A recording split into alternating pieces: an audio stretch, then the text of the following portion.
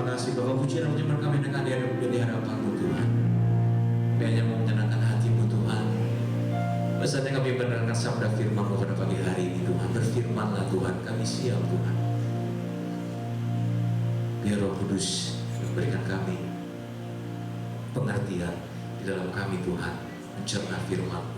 Dan terutama Tuhan, kami mau melakukan firman-Mu di dalam kehidupan kami. Terima kasih Tuhan, urapi Tuhan, Bapak Gembala yang menyampaikan firman pada pagi hari ini. Dan lain menjadi kekuatan, peneguran, menjadikan kuat juga Tuhan untuk kami Tuhan mengerti tentang kebenaran. Terima kasih Tuhan Yesus, kami berdoa dan mengucap syukur, kami siap mendengar firman-Mu. Haleluya. Amin.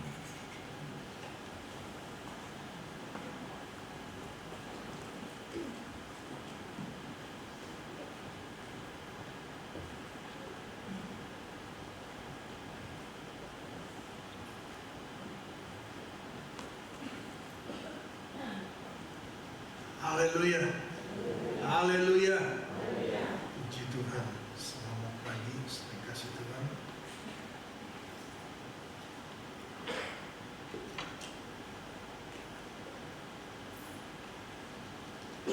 Kita masih ada di 3 kerajaan dalam dunia ini.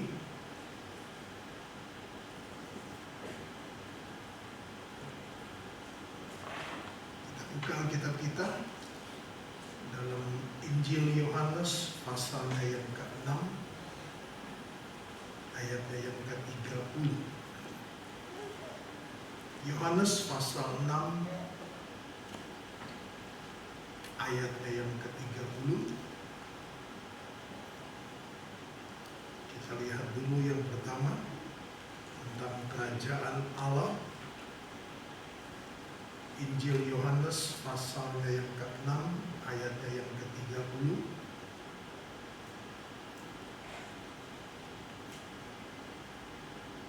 Maka kata mereka kepadanya, tanda apakah yang engkau perbuat, supaya dapat kami melihatnya dan percaya kepadamu?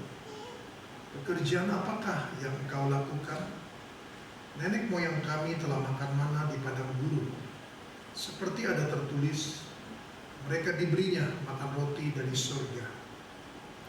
Maka kata Yesus kepada mereka, aku berkata kepadamu, sesungguhnya bukan Musa yang memberikan kamu roti dari surga, melainkan Bapakku yang memberikan kamu roti yang benar dari surga. Dan roti yang dari Allah ialah roti yang turun dari surga, dan yang memberi hidup kepada dunia. Maka kata mereka kepadanya, Tuhan, berikanlah kami roti itu senantiasa. Kata Yesus kepada mereka, akulah roti hidup. Barang siapa datang kepadaku, ia tidak akan lapar lagi. Dan barang siapa percaya kepadaku, ia tidak akan haus lagi. Sampai di sini. Saudara kasih Tuhan.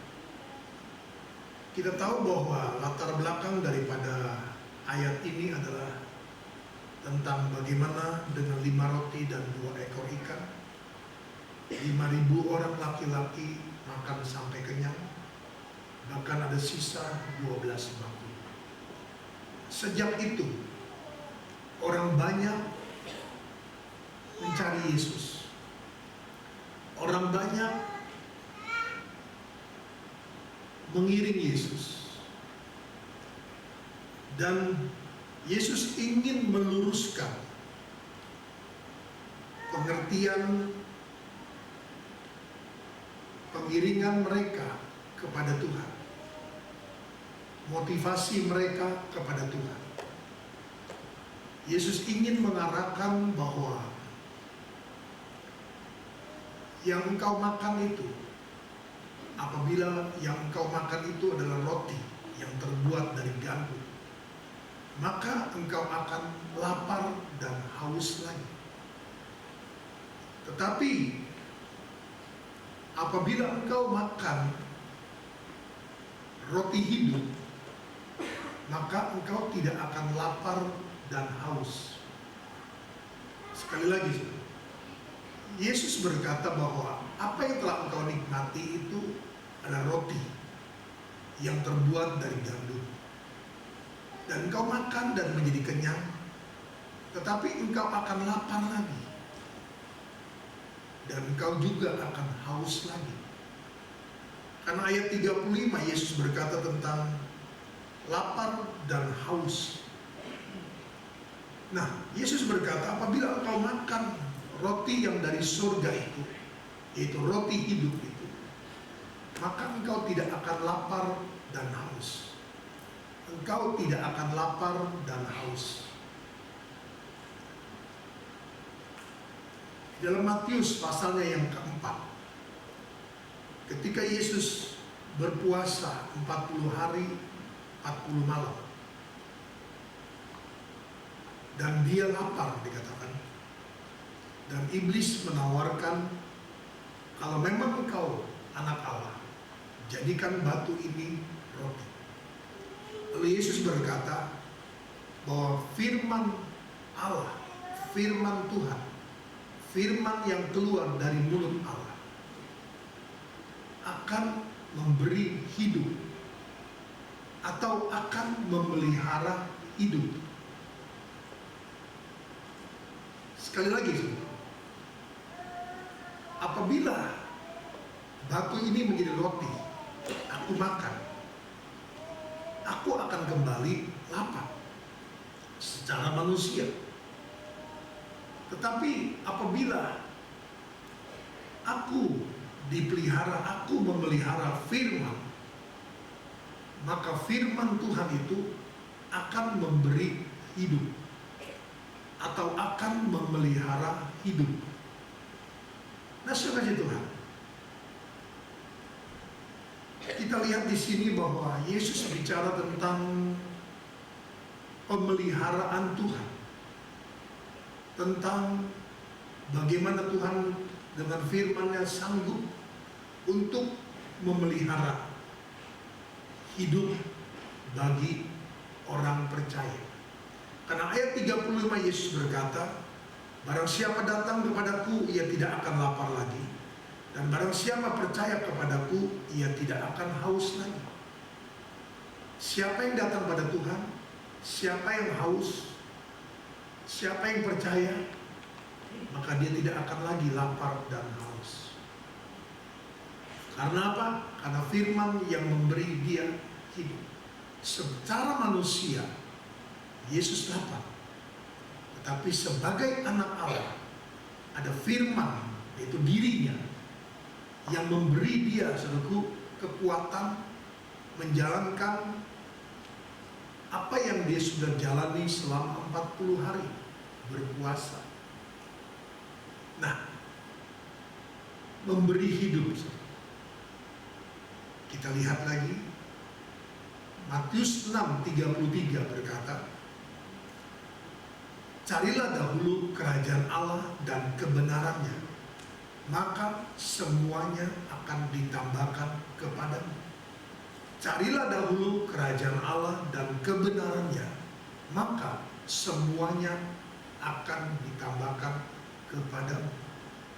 Kerajaan Allah dengan kebenaran menyatakan ada pemeliharaan. Ada pemeliharaan. Di tengah kekhawatiran dunia ini, apabila seseorang memiliki kerajaan Allah dan kebenarannya, maka semua kebutuhan akan Tuhan tambahkan, akan Tuhan sediakan, akan Tuhan persiapkan. Kita buka lebih lanjut Wahyu pasal 6 ayat 6. Wahyu pasal 6 ayat 6. Kita baca saudara. Kitab Wahyu pasal 6 ayatnya yang ke-6. Dan aku mendengar seperti ada suara di tengah-tengah keempat makhluk itu dan berkata, secupak gandum sedinar dan 3 cupak jelai sedinar, tetapi janganlah rusakkan minyak dan anggur itu. Puji Tuhan. Sandang, saudaraku, pangan boleh mahal, Tetapi Tuhan berkata bahwa apabila kita memiliki minyak dan anggur, lambang daripada firman dan Roh Kudus, maka dikatakan tidak akan dirusakkan, tidak akan saudaraku sampai tidak makan, sampai saudaraku tidak minum. Jadi kata merusak itu saudaraku adalah tidak menikmati atau tidak makan dan minum, mengalami. Jadi seperti Matius pasal 6, mengalami kekhawatiran. Ada orang Kristen khawatir, tetapi saudaraku, firman Allah berkata bahwa kalau kita memiliki kerajaan Allah dan kebenarannya, maka semuanya itu ada pemeliharaan Tuhan. Matius pasal 4, apabila kita memiliki firman dan firman itu hidup dalam kita, maka dikatakan kita tidak akan mengalami kelaparan. Berarti ada pemeliharaan Tuhan, ada penyertaan Tuhan. Demikian pula dalam kitab Wahyu pasal 6 ini, firman roti hidup itu akan memelihara kita. Sekalipun dikatakan secupak gandum penghasilan eksekutif sehari hanya dapat nanti membeli secupak gandum, segenggam. Berapa besar genggaman orang? Nah, sebesar itulah, sebanyak itulah, seberat itulah yang dapat dibeli nanti. Bahkan di dalam Yehezkiel pasalnya yang keempat, kitab Yehezkiel pasalnya yang keempat,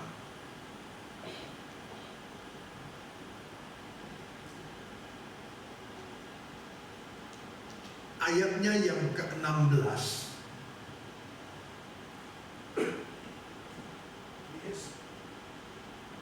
Yehezkiel pasal 4 ayat 16.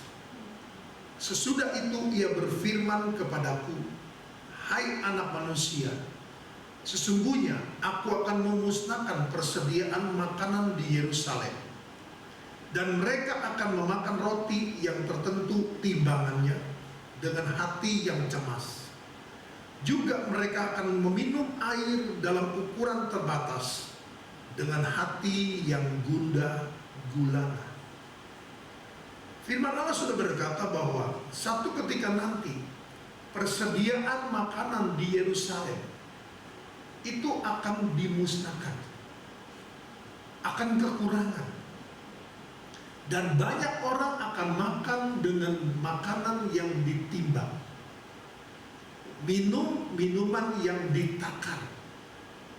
Jadi sahabat Tuhan, kondisi ini akan menuju kepada kondisi yang seperti Yehezkiel atau dalam Wahyu pasal 6 ayat 6 tertulis. Berarti saudara, sekarang belum seberapa. Belum saudara. Banyak orang susah, banyak orang kesulitan saudara. Tetapi Alkitab berkata bahwa dunia akan menuju kepada kehancuran. Dunia akan menuju kepada kekurangan. Dunia saudaraku akan menuju kepada makanan yang dimakan harus ditimbang, minuman yang diminum harus ditakar, dan penghasilan satu orang eksekutif hanya dapat membeli segenggam tepung, segenggam gandum. Karena saudaraku, segenggam dikatakan secupak itu sedinar harganya. Kalau bicara sedinar itu berarti upah eksekutif satu hari. Nah, nanti nilai makanannya seperti itu. Sudah mahal, tidak bisa saudaraku membeli sembarangan, karena langka, sedikit sekali. Seperti di dalam kitab Kejadian. Nah, saudara kasih Tuhan. Tapi Alkitab berkata bahwa barang siapa yang memiliki minyak dan anggur, dia tidak akan dirusakkan. Haleluya. Oleh karena itu saudaraku, yang kita cari adalah kerajaan Allah. Yang kita cari saudaraku adalah kerajaan Allah. Yang kita harus miliki adalah kerajaan Allah. Nah, firman Tuhan atau roti hidup itu akan memelihara sampai menjelang masa kesusahan besar. Jadi saudara kasih Tuhan, sejak firman ini diucapkan, sejak firman Tuhan ini dinyatakan, sejak meterai ini saudaraku dibuka, peristiwa itu terus berjalan dan akan mencapai puncaknya menjelang masa kesusahan besar atau 3,5 tahun aniaya besar atau 3,5 tahun antikris. Dan itu akan terjadi. Ini beda dengan sangkakala 1. Sangkakala 1 ada hujan api akan menghanguskan sepertiga bumi dengan semua tanamannya, saudaraku, bahan makanannya dan sebagainya. Pada waktu itu gereja sudah sempurna karena sudah memasuki meterai yang ke-6, bicara tentang meterai di dahi. Itu pun saudaraku masih mengalami, tetapi perbedaan yang sangat signifikan akan terjadi. Perbedaan saudaraku, pemeliharaan Tuhan itu akan terjadi begitu luar biasa, sangat signifikan, saudara. Nanti pada waktu meterai ke-6 dan waktu sangkakala Allah yang pertama dibunyikan. Tetapi saudara Tuhan, kondisi ini kita harus tahu bahwa kita ada di dalam dunia ini. Sampai Wahyu pasal 6 kita masih ada dalam dunia ini. Sampai Yesaya pasal 4 ayat 16 kita masih ada dalam dunia ini. Dan kita mengalami masa kesusahan, kesulitan pangan, air minum. Tetapi apa yang kita sudah baca tadi dari ayat-ayat yang kita sudah baca, mulai daripada Injil Matius, ada pemeliharaan Tuhan. Firman manusia bukan hidup dari roti saja, tetapi dari firman yang keluar dari mulut Allah. Matius pasal 6 ayat 33.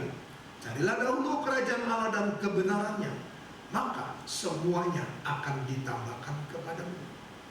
Wahyu pasal 6 ayat 6. Secupak gandum sedinar harganya, 3 cupak jelai sedinar harganya, tetapi jangan rusakkan minyak dan anggur. Dunia boleh mengalami suatu kesulitan pangan yang luar biasa sampai ditimbang, minum sampai ditakar. Tetap Tuhan berkata, apabila engkau memiliki firman yang hidup itu, yang adalah dikatakan dalam Yohanes 6 adalah roti hidup itu, maka akan ada pemeliharaan sampai menjelang masa kesusahan besar. Sampai kalau kita bicara gereja sudah sempurna, sampai sangkakala yang pertama pun akan ada pemeliharaan, akan ada perbedaan, akan ada suatu bagaimana Tuhan menyatakan pemeliharaan Tuhan dengan heran dan ajaib. Ingat, ketika saudara Tuhan Elia datang, disuruh datang kepada janda Sarafat. Sebelumnya dia mengalami pemeliharaan Tuhan dengan burung gagak, dengan air yang di sungai. Tetapi saudaraku, perjalanan alam harus terjadi. Sungai itu saudaraku lama-kelamaan menjadi kering. Tuhan menyatakan pemeliharaan, bukan lagi mengirimkan air yang dicurahkan, tidak, karena dikatakan 3,5 tahun tidak akan ada hujan. Nah, bagaimana Tuhan memelihara? Saudaraku, melalui seorang janda yang hanya memiliki saudaraku sedikit tepung dan minyak dalam budi-budi. Ada pemeliharaan Tuhan. Janda itu pun saudara mengalami pemeliharaan Tuhan ketika dia mengikuti apa yang dikatakan firman Allah. Ketika saudara dia dengar-dengaran apa yang dikatakan oleh Elia, maka saudara Tuhan, dia pun terpelihara sampai hujan datang, sampai masa pemulihan. Nah, saudara Tuhan, hari ini kita belajar tentang bahwa apabila kita memiliki kerajaan Allah, maka Tuhan berkata ada perbedaan, ada pemeliharaan, ada hal-hal saudaraku yang dapat Tuhan lakukan bagi kita. Seberapapun anggota keluarga kita saudaraku dalam Yerusalem kita, seberapapun saudaraku, baik yang seorang diri, yang tinggal berdua saudaraku, yang masih punya anak, yang sudah saudaraku bergabung dengan anak mantu cucu saudaraku, seberapapun Tuhan sanggup memelihara kita. Haleluya, Tuhan sanggup dengan segala cara dan jalannya Tuhan. Nah, saudara Tuhan, yang pertama, di tengah dunia yang semakin mengkhawatirkan ini, semakin susah ini, saudara, Tuhan berkata kepada kita, ada penyertaan dan pemeliharaan Tuhan. Haleluya. Kita lihat lebih lanjut. Sekarang saudara, kerajaan yang kedua, kerajaan iblis. Nah, di dalam Injil Yohanes pasalnya yang ke-8, Yohanes pasalnya yang ke-8, kita baca ayatnya yang ke-43. Yohanes pasal 8 ayat 43. Apakah sebabnya kamu tidak mengerti bahasaku? Sebab kamu tidak dapat menangkap firmanku. Iblislah yang menjadi bapamu, dan kamu ingin melakukan keinginan bapamu. Ia adalah pembunuh manusia sejak semula, dan tidak hidup dalam kebenaran, sebab di dalam dia tidak ada kebenaran. Apabila ia berkata dusta, ia berkata atas kehendaknya sendiri, sebab ia adalah pendusta dan bapa segala dusta. Saudara Tuhan, latar belakang daripada ayat ini adalah bahwa mereka tidak mengerti, memahami apa yang dikhotbahkan, apa yang diajarkan oleh Yesus kepada mereka. Padahal mereka mengaku mereka adalah anak-anak Abraham. Abraham suatu ketika Allah berfirman, dia mengerti. Dia meninjau lanjuti dengan melakukan apa yang difirmankan oleh Allah. Ini keturunannya, mengaku keturunan, tapi tidak mengerti apa yang dikatakan oleh Yesus. Nah, Yesus dengan terang-terangan berkata, kenapa engkau tidak mengerti akan firmanku? Karena dikatakan iblis yang menjadi bapamu. Iblis yang menjadi bapamu. Dan siapa iblis itu dikatakan? Iblis itu adalah dari sejak semula adalah pembunuh manusia dan tidak hidup dalam kebenaran. Karena dikatakan di dalam dia tidak ada kebenaran. Di dalam dia hanya ada dusta. Oleh karena itu dikatakan dia adalah pendusta. Nah, saudara kasih Tuhan, hari-hari ini gereja sama seperti mereka yang mengaku keturunan Abraham. Mereka tidak mengerti akan firman Allah. Dan karena ketidakmengertian akan firman Allah ini, maka dengan mudah orang menerima dusta. Orang menerima firman Allah dan tidak terlepas dari dusta. Saya memberi contoh di dalam Yeremia 29. Yeremia 29 ayatnya yang ke-10. Kitab Yeremia pasal 29 ayatnya yang ke-10. Kita tahu saudaraku bahwa Yeremia 29 adalah janji Allah tentang pemulihan apabila waktunya sudah tiba, atau masa pembuangan itu sudah genap. Ayat 10. Sebab beginilah firman Tuhan, apabila telah genap 70 tahun bagi Babel, barulah aku memperhatikan kamu. Aku akan menepati janjiku itu kepadamu dengan mengembalikan kamu ke tempat ini. Sebab aku ini mengetahui rancangan-rancangan apa yang ada padaku mengenai kamu. Demikianlah firman Tuhan. Itu rancangan damai sejahtera dan bukan rancangan kecelakaan, untuk memberikan kepadamu hari depan yang penuh harapan. Masa pembuangan yang mereka alami itu bukan rancangan Tuhan. Itu karena akibat perbuatan mereka. Maka Allah, saudaraku, memakai seorang raja yang bernama Nebukadnezar dan diangkat menjadi hamba Tuhan. Untuk apa? Melakukan perintah Tuhan, mengepung, saudaraku, Yerusalem dan menawan orang-orang yang masih ada. Dan saudara Tuhan, dikatakan firman Allah melalui Nabi Yeremia, kalau kita baca pasal-pasal sebelumnya, barang siapa yang mau ditawan, maka dia akan hidup. Tapi barang siapa yang tidak mau ditawan dan dia akan melawan, saudaraku, maka dia akan dibinasakan, dia akan dimatikan. Itu firman Allah. Nah,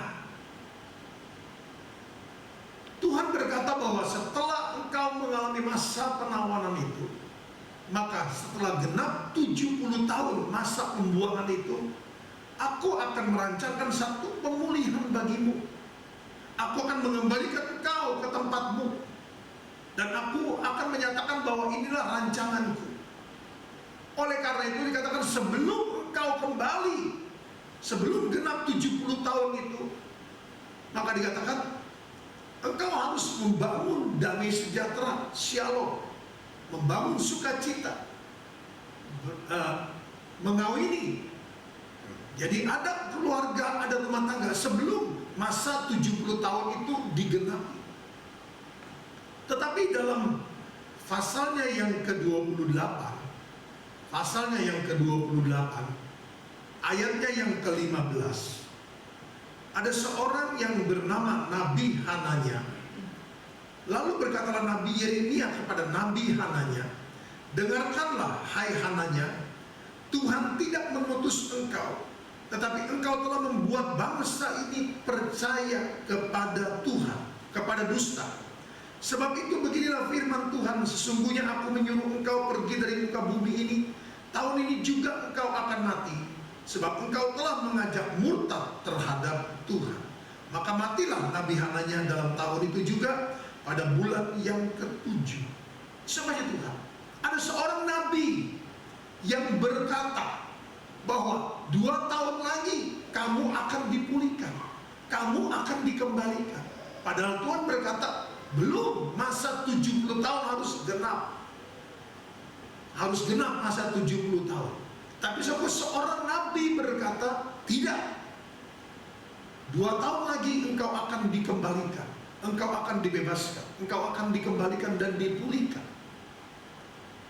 Sampai gandar yang ada di leher, gandar kayu yang ada di leher saudaraku Yeremia itu dipatahkan. Dan Tuhan berkata, kalau engkau mematahkan gandar ini, kayu, maka aku akan memasangkan gandar dari besi. Berarti ketika orang percaya akan perkataan Nabi Hananya, masa kesulitan itu akan semakin sulit. Masa kesulitan itu akan semakin sulit. Masa kesusahan itu akan semakin susah. Penderitaan mereka akan semakin menderita. Siksaan mereka akan lebih lagi. Karena percaya akan dusta. Nah, Yohanes pasal 8 berkata, siapa yang menjadi bapa saudaraku kita apabila kita percaya akan dusta? Karena di dalam dia tidak ada kebenaran, dalam dia hanya ada dusta, sebab dia adalah bapa pendusta. Nah, saudaraku, Mereka percaya perkataan Nabi Hananya daripada perkataan Nabi Yeremia. Kenapa? Karena saudaraku, apa yang difirmankan melalui Nabi Yeremia, saudaraku, Tuhan selalu berkata tentang hal-hal yang tidak enak buat secara daging, tidak menyenangkan saudaraku secara daging.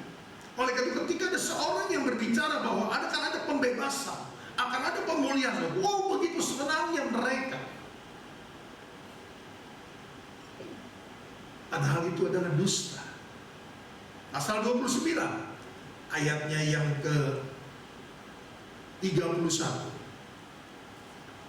atau saya baca ayat 29, pasal Yeremia 29 ayat 29. Surat ini dibacakan oleh Imam Sefanya ke telinga Nabi Yeremia. Maka datanglah firman Tuhan kepada mereka, Yeremia, bunyinya, kirimlah pesan kepada semua orang buangan itu. Beginilah firman Tuhan tentang Semaya, orang Nehelam itu. Oleh karena Semaya telah bernubuat kepadamu, sekalipun aku tidak mengutusnya, dan ia telah membuat kamu percaya kepada dusta. Sengaja Tuhan, kita lihat di sini bahwa tadi perkataan seorang nabi yang bernama Hananya. Sekarang seorang yang bernama Semaya, dia bernubuat. Jadi sengaja Tuhan, kita lihat di sini bahwa sebagai orang Kristen kita harus mengerti bahwa yang hal-hal satu yang bisa membawa kita kepada dusta adalah perkataan, firman. Dan yang kedua adalah nubuat. Nubuat. Kita harus cross-check semuanya itu dengan Alkitab, dengan firman Allah yang kita pahami. Mengapa saudaraku? Mereka percaya perkataan Hananya dan Semaya karena mereka tidak memahami. Mereka tidak mengerti. Dan hal ini akan terus berjalan dan terus berjalan sampai 2 Tesalonika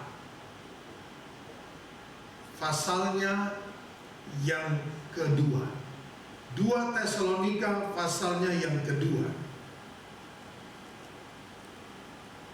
2 Tesalonika pasalnya yang kedua, kita baca mulai ayatnya yang pertama. Saya harus membaca satu perikop karena hal ini saling berkaitan. Tentang kedatangan Tuhan kita Yesus Kristus dan terhimpunnya kita dengan Dia.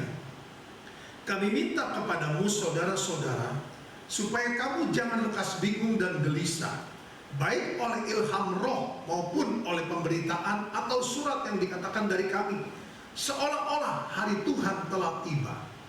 Janganlah kamu memberi dirimu disesatkan orang dengan cara yang bagaimanapun juga. Sebab sebelum hari itu haruslah datang dahulu murtad, dan haruslah dinyatakan dahulu manusia durhaka yang harus binasa. Itu lawan yang meninggikan diri di atas segala yang disebut atau yang disembah sebagai Allah. Bahkan ia duduk di bait Allah dan mau menyatakan diri sebagai Allah. Tidakkah kamu ingat bahwa hal itu telah kerap kali kukatakan kepadamu ketika aku masih bersama-sama dengan kamu? Dan sekarang kamu tahu apa yang menahan dia, sehingga ia baru akan menyatakan diri pada waktu yang telah ditentukan baginya. Karena secara rahasia kedurhakaan telah mulai bekerja, tetapi sekarang masih ada yang menahan. Kalau yang menahannya itu telah disingkirkan, pada waktu itulah si pendurhaka baru akan menyatakan dirinya. Tetapi Tuhan Yesus akan membunuhnya dengan nafas mulutnya dan akan memusnahkannya kalau ia datang kembali.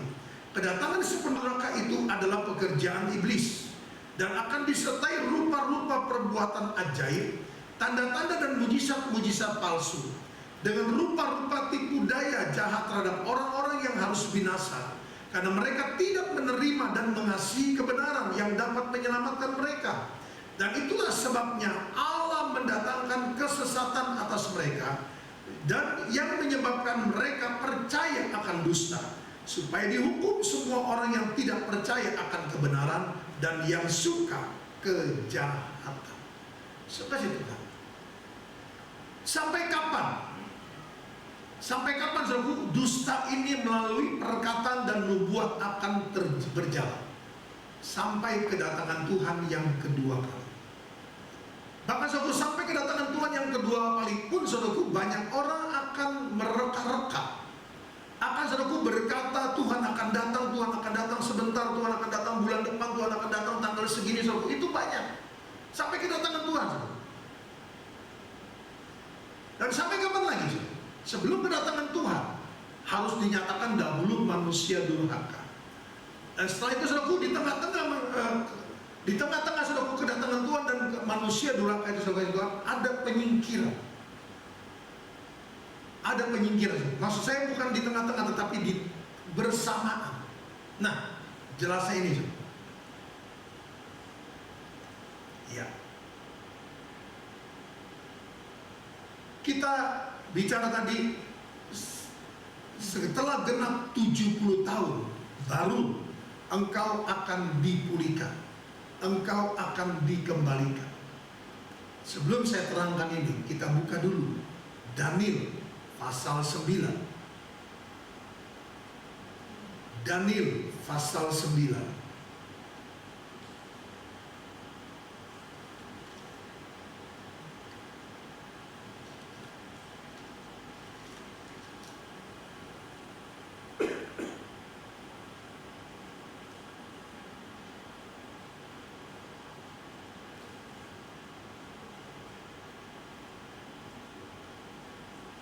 Daniel pasal 9 ayat 24. Saudara perhatikan, simak dengan baik-baik. 70 kali 7 masa telah ditetapkan atas bangsamu dan atas kotamu yang kudus, untuk melenyapkan kefasikan, untuk mengakhiri dosa, untuk menghapuskan kesalahan, untuk mendatangkan keadilan yang kekal, untuk menggenapkan penglihatan dan nabi, dan untuk mengurapi yang maha kudus. Maka ketahuilah dan pahamilah dari saat firman itu keluar, yakni bahwa Yerusalem akan dipulihkan dan dibangun kembali, sampai pada kedatangan seorang yang diurapi, seorang raja. Ada 70 kali 7 masa. Ada 7 kali 7 masa. Dan 62 kali 7 masa lamanya kota itu akan dibangun kembali dengan tanah lapang dan paritnya, tetapi di tengah-tengah kesulitan. Sesudah ke-62 kali 7 masa itu akan disingkirkan seorang yang telah diurapi, padahal tidak ada salahnya apa-apa. Maka datanglah rakyat seorang raja memusnahkan kota itu dari tempat kudus itu. Tetapi raja itu akan menemui ajalnya dalam air bah, dan sampai pada akhir zaman akan ada peperangan dan pemusnahan, seperti yang telah ditetapkan. Raja itu akan membuat perjanjian itu menjadi berat bagi banyak orang selama 1 kali 7 masa. Pada pertengahan 7 masa itu, ia akan menghentikan korban sembelihan dan korban santapan, dan di atas sayap kekejian akan datang yang membinasakan, sampai pemusnahan yang telah ditetapkan menimpa yang membinasakan itu. Sampai situ. 70 kali 7 masa telah ditetapkan bagi bangsamu dan bagi kotamu. Lalu dikatakan 70 kali 7 masa itu adalah untuk mengakhiri, melenyapkan kefasikan, mengakhiri dosa, menghapuskan kesalahan, mendatangkan keadilan yang kekal, untuk menggenapkan penglihatan dan nabi, dan untuk mengurapi yang maha kudus. Jadi soalnya Tuhan, 70 kali 7 masa. Jadi saudaraku, dari sini, di sini ada 70 tahun saudaraku masa pembuangan. Tapi yang kita lihat sini adalah 70 kali 7 masa. Satu masa itu 7 tahun.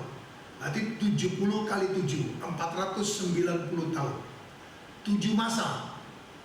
Tadi dikatakan dalam ayatnya yang ke 25 bagian B, 7 kali 7 masa. 7 masa, 49 tahun. Terus ada 62 kali masa. 62 kali masa saudaraku adalah 434 tahun. 434 tahun saudaraku ditambah dengan 49 tahun, maka tinggal satu masa. Tinggal satu masa. Jadi ini berarti 483.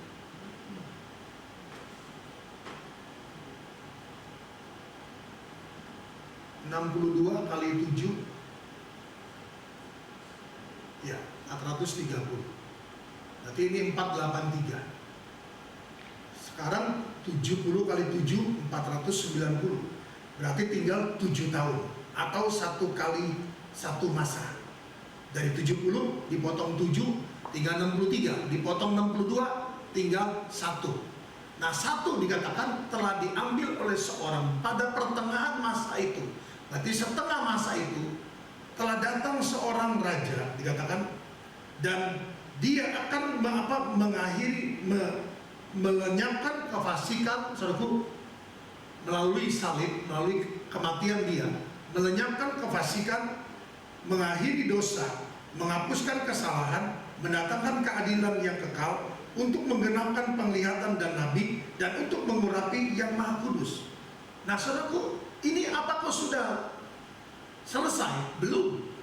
Kefasikan masih ada, dosa masih ada, penglihatan, saudaraku, penggenapan itu masih diselewengkan, keadilan masih belum terjadi. Nah, berarti saudaraku, kapan ini akan digenapi? Nah, pada waktu dia datang kedua kali, ini akan diselesaikan dengan kekal. Nah, dari 1 kali 1 masa itu, saudaraku, 70 kurang 7 tinggal 63, kurang 62 tinggal 1.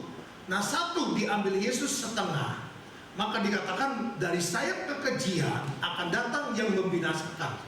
Jadi dari sayap kekejian akan datang membinasakan, dan yang membinasakan itu akan dimusnahkan, yang telah ditetapkan menimpa yang membinasakan itu. Jadi yang membinasakan ini akan juga dibinasakan.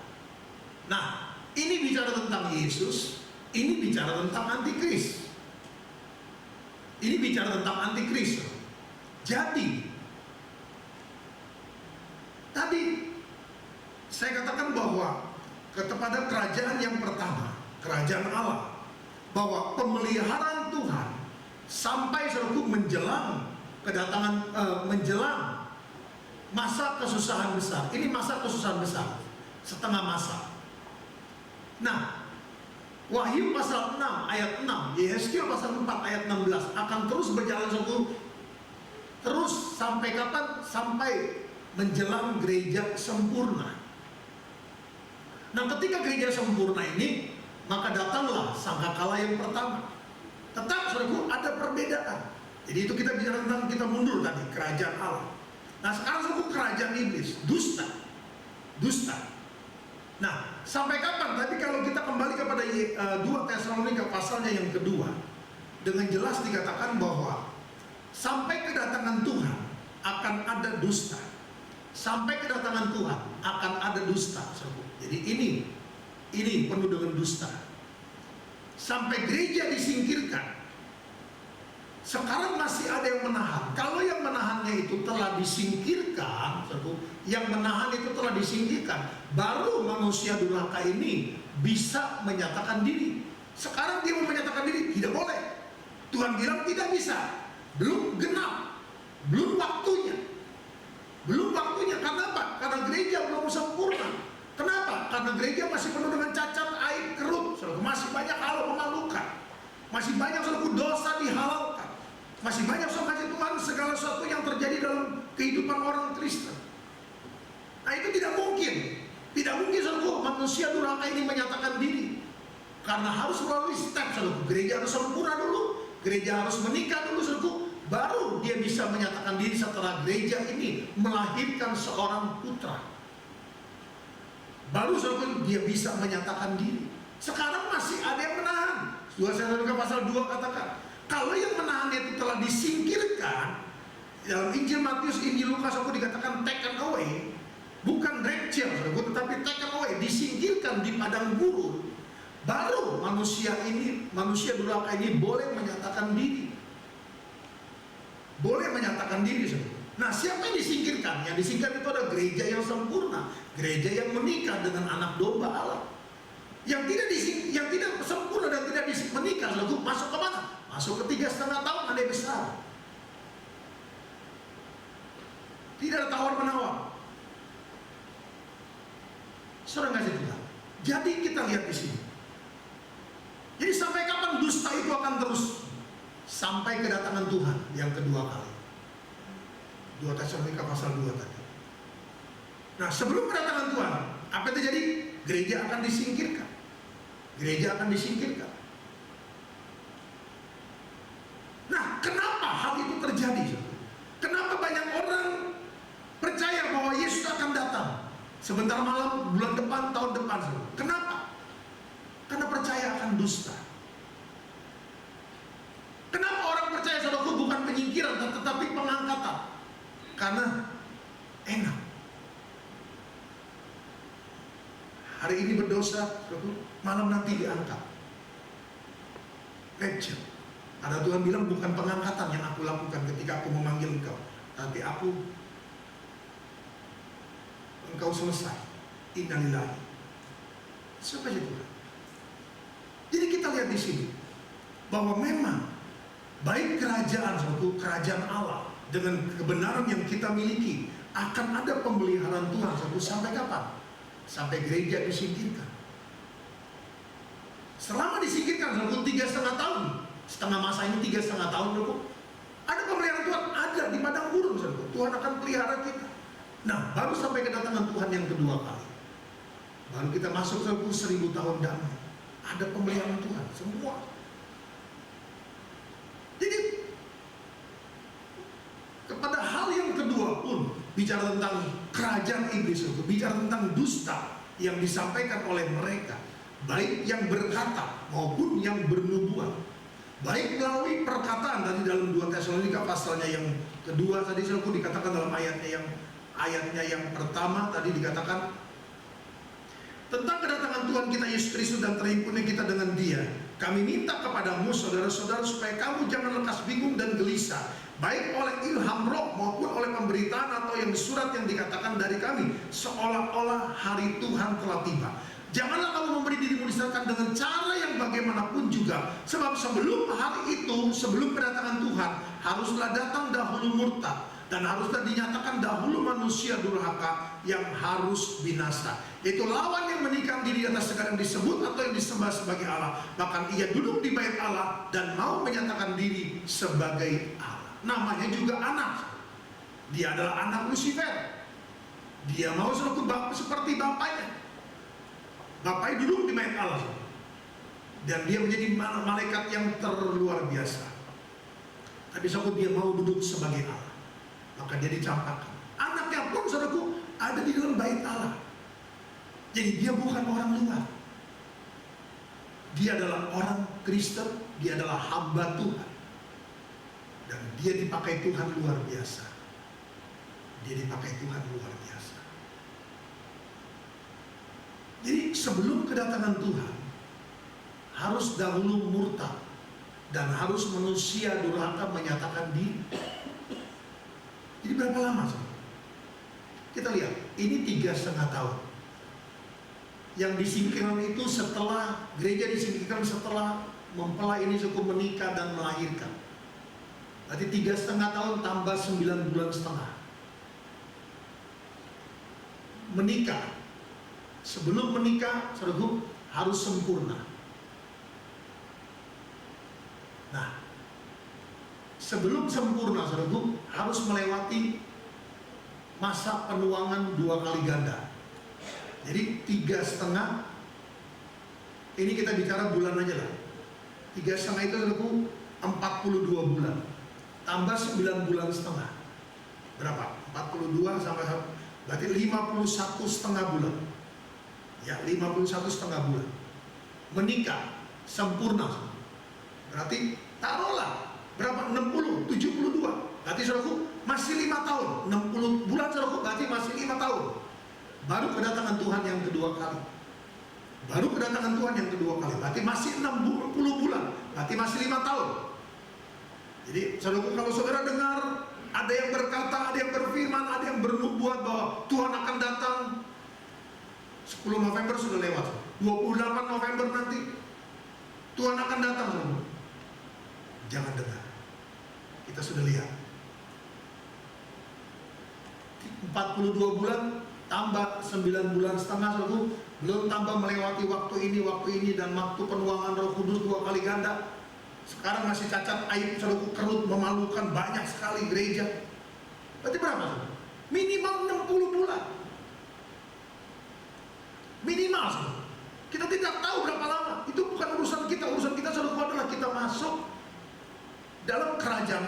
kita miliki kerajaan Allah, saudaraku, mempersiapkan diri menghadapi kondisi dunia yang semakin sulit. Kita masuk, saudaraku, mencari kerajaan Allah dan memiliki kerajaan Allah dan kebenarannya. Maka saudara, ketika tangan itu begitu sulit, saudaraku, kita tetap ada pemeliharaan Tuhan. Haleluya. Nah, kita menjaga diri kita, saudaraku, jangan sampai kita masuk ke dalam dusta. Baik oleh perkataan, baik yang oleh ilham roh, baik yang dikatakan dari surat. Seolah-olah hari Tuhan itu telah tiba. Dikatakan jangan kita menistakan dengan cara yang bagaimanapun juga, dengan cara yang bagaimanapun juga. Lalu dikatakan kronologinya bahwa karena sekarang saudaraku, manusia durhaka itu sekali lagi belum bisa menyatakan diri karena masih ada yang menahan. Siapa yang menahan? Gereja dengan Roh Kudus yang masih menahan. Kalau yang menahan itu telah disingkirkan, bukan diangkat tapi disingkirkan, baru dia bisa menyatakan diri.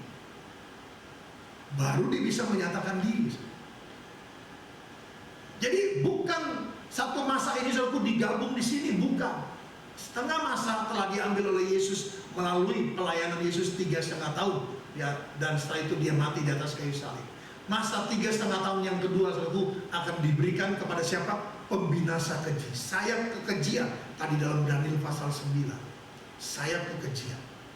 Namun dia akan dibinasakan ketika apa? Dikatakan dalam 2 Samuel 2 ini, ketika Yesus datang, dia akan dibinasakan. Jelas. Jadi jangan percayakan dusta. Kenapa saudara kita percayakan dusta? Karena kita tidak mengerti firman Allah. Kamu dengar tapi tidak mengerti. Kamu tidak memahami. Siapa yang menjadi bapak? Iblis dikatakan. Dengan jelas dikatakan iblis. Karena apabila engkau menjadi anakku, maka engkau akan percaya akan kebenaran. Tapi engkau tidak bisa menerima kebenaran karena engkau tidak bisa mengerti. Kenapa engkau tidak mengerti? Karena di hatimu punya bapa. Nah, kita lihat lebih lagi. Sekarang kita masuk kepada yang ketiga, kerajaanku. Ya. 1 Korintus 4. 1 Korintus 4.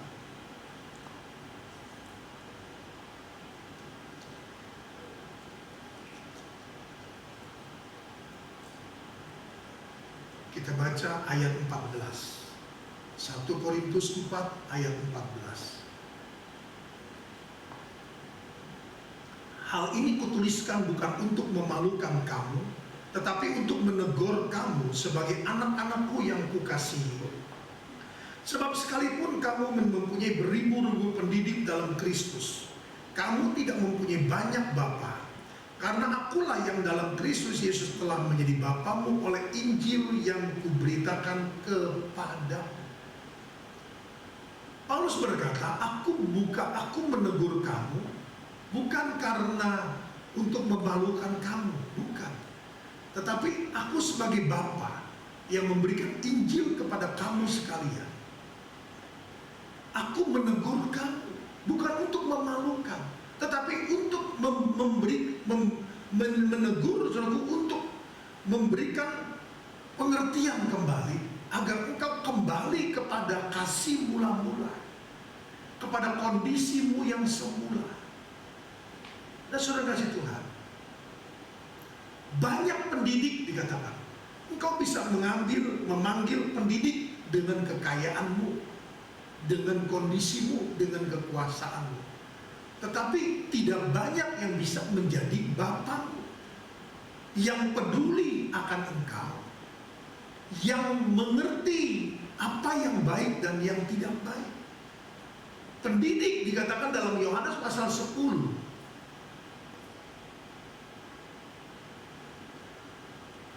Banyak gembala, saudaraku, bayaran dikatakan. Gembala yang bayaran, saudaraku, akan lari ketika ada serigala datang ingin menerkam domba itu. Dan seperti itu, Paulus berkata, aku datang sebagai seorang bapa. Sebagai seorang bapa. Dari awal sebelum kita belajar tentang kerajaan Allah, saudaraku, kalau memang Abraham menjadi bapamu, maka engkau akan mengerti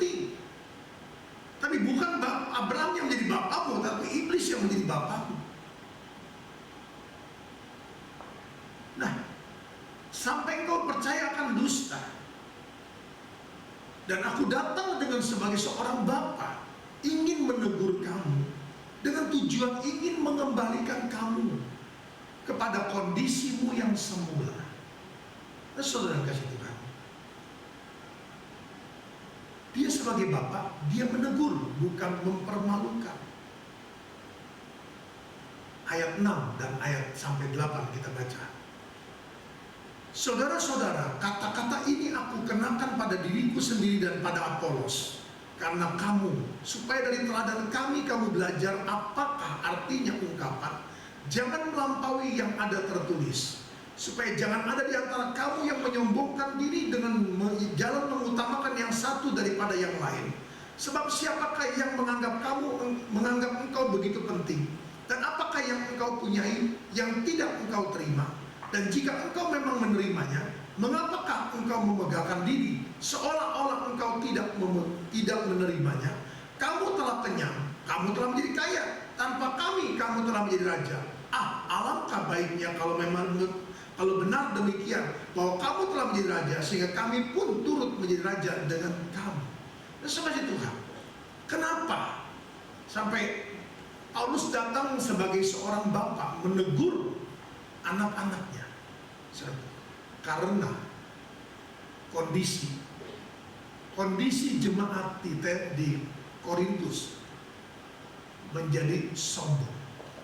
Kenapa mereka menjadi sombong? Karena mereka kenyang. Mereka juga kaya. Mereka kenyang dan mereka juga kaya, dan mereka menjadi sombong. Sehingga saudaraku, ketika Paulus menegur mereka, mereka tidak terima. Kita lihat di sini kondisi seseorang yang kenyang. Apabila saudaraku tidak memiliki kerajaan Allah, maka dia akan mudah menjadi sombong. Dia akan mudah saudaraku tidak mau ditegur, karena dia merasa diri dia kaya. Aku bisa panggil pendidik, aku bisa panggil hamba Tuhan, aku bisa mencari gembala yang lain. Aku tidak mau teguran. Kita lihat saudara, seorang yang sudah kenyang, seorang yang sudah kaya saudara, akan begitu mudah untuk menjadi sombong, sehingga berkata bahwa aku sanggup memanggil pendidik yang berapapun banyaknya aku bisa. Aku tidak mau terima firman, walaupun kau berkata engkau seorang bapa. Saudara kasih, kita lihat di sini, siapa yang menjadi bapak kita? Ketika selalu kita diberkati, ketika selalu kita diberkati baik secara rohani dengan firman, dengan segala sesuatu yang kita pelajari dalam ibadah, apa saudara kita bisa menjadi sombong? Ketika selalu kita kaya dengan firman, kita bisa menjadi sombong. Si khotbah khotbahnya begitu, sombong saudara. Jadi kita lihat betapa rapuhnya kita sebagai seorang Kristen. Betapa kita mudahnya mengangkat diri kita menjadi raja. Tidak mau dengar-dengaran, tidak lagi mau menerima firman, menganggap aku sudah kenyang, aku tahu semua. Dari kitab Kejadian sampai kitab Wahyu, aku tahu semua. Tinggal tahu sudah lakukan belum? Kalau engkau melakukan, dikatakan dalam ayatnya yang ke-8, ayatnya yang ke-9 sampai ayatnya yang ke-13, maka dikatakan inilah, kalau memang engkau mengerti, engkau harusnya merendahkan diri, merendahkan hati sebagai seorang hamba, karena engkau punya Allah sebagai kurios, Tuhanmu. Dan sukanya Tuhan, kita lihat ini kondisi seringkali membuat kita menjadi sombong. Kondisi apa? Kenyang, kaya, sehingga tidak perlu lagi seorang bapa.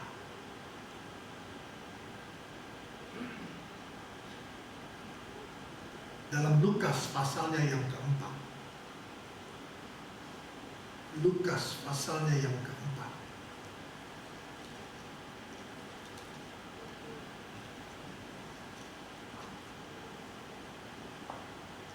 atau kita tidak usah baca saudaraku karena waktu. Iblis menawarkan kepada Yesus. Yang pertama adalah apa yang dia tawarkan? Kenyang. Jadikan batu ini roti. Yesus bilang manusia hidup bukan dari roti saja, tapi dari firman yang keluar dari mulut Allah. Kenyang. Yang kedua apa? Semua kerajaan dunia ini aku punya. Aku akan memberikannya kepadamu apabila engkau menyembah aku. Kekayaan. Yang ketiga dikatakan bahwa jatuhkan dirimu ke bawah, maka Tuhan akan mengirimkan malaikat-malaikatnya untuk menopang engkau. Sombong, mencobai Allah. Saudara kasih Tuhan. Kita lihat di sini, ini kondisi jemaat di Korintus. Dan ini selalu kondisi gereja di akhir zaman ini. Sampai Paulus berkata kepada Timotius, baik atau tidak baik beritakan firman. Karena di akhir zaman banyak orang akan menyendengkan telinganya kepada hal-hal yang menyenangkan.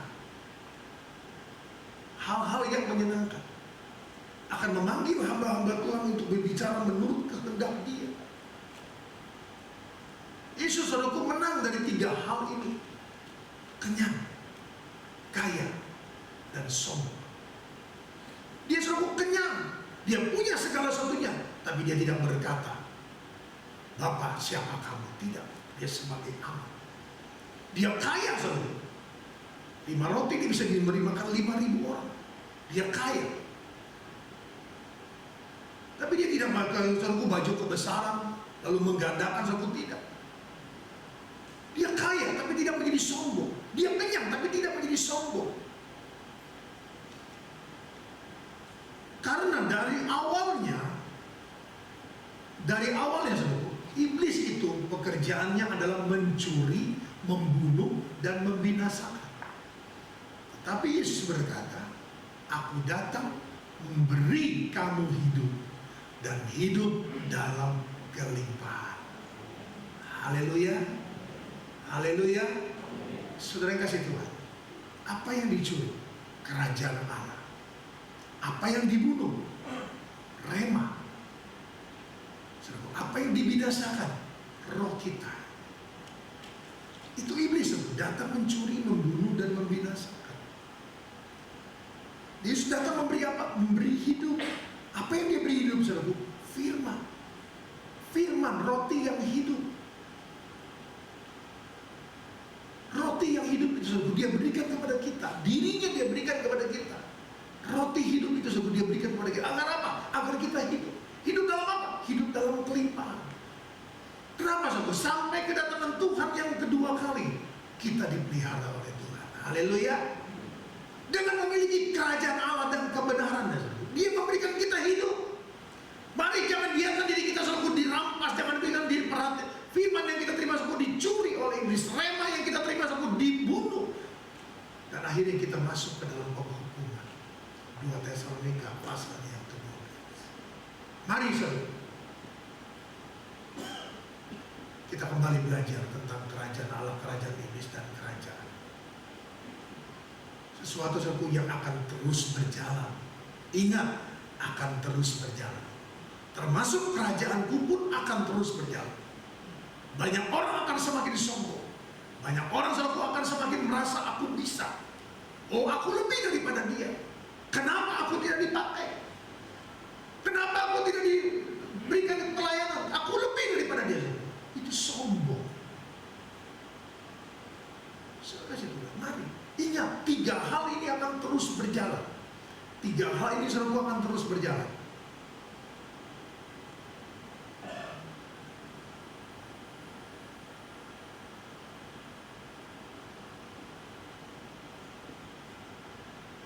Tiga hal ini akan terus berjalan. Baik kerajaan Allah maupun kerajaan iblis maupun selalu kerajaan kita. Ini akan terus berjalan dalam kurun waktu 2000 tahun ini. Yang mana kita miliki? Yang mana saudara kita miliki? Kerajaan Allah kan? Atau kerajaan iblis? Kita muda saudara ketika seorang berkata, oh di sana di Mesias, di sana Yesus, di sana ada mujizat. Saudara. Ingat 2 Tesalonika tadi berkata apa? Mujizat bisa terjadi melalui iblis. Saya tidak berkata saudara bahwa mujizat terjadi sekarang karena iblis. Tidak. Mujizat bisa terjadi karena iblis. Alkitab yang berkata. Dan mari, kalau kita tidak hati-hati, kita bisa membangun kerajaan. Karena kita merasa kita sudah kenyang, aku sudah hebat, aku sudah kaya. Tidak perlu lagi seorang hamba Tuhan. Aku bisa memanggil hamba-hamba Tuhan. Tuhan kiranya tolong kita, agar kita punya hati seorang hamba. Mari kita datang pada Tuhan. Kita siapkan hati kita.